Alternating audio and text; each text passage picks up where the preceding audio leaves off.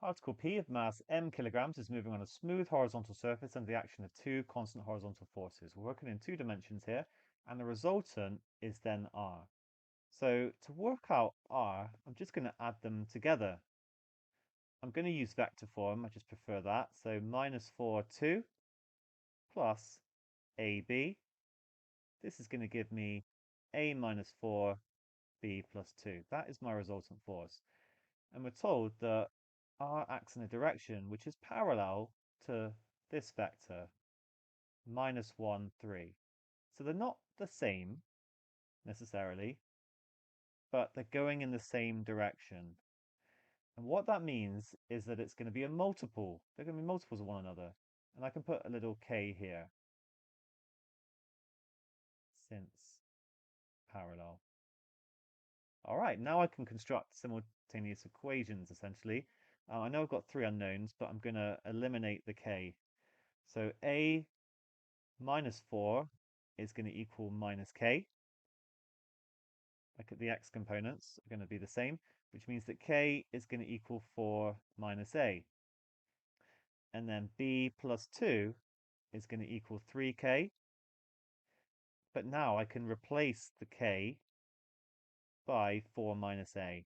Okay, combine it all together. So b plus 2 is equal to 12 minus 3a,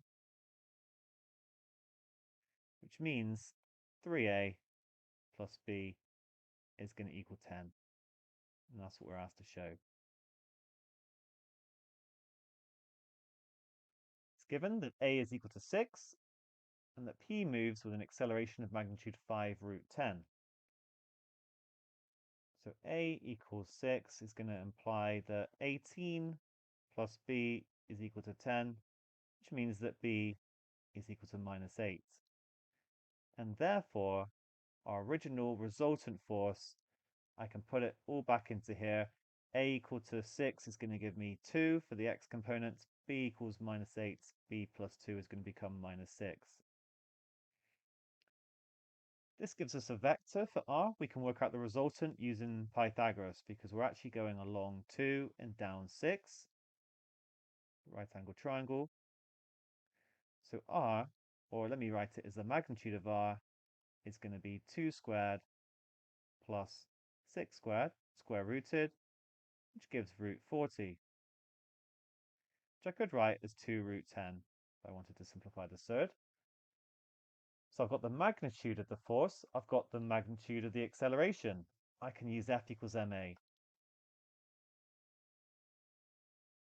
This r is actually a resultant. It's going to be 2 root 10 is equal to m times 5 root 10. Which is why it's really good to simplify the thirds. If you don't, you can just divide it, but these are just going to cancel. So m is 2 over 5, or 0.4.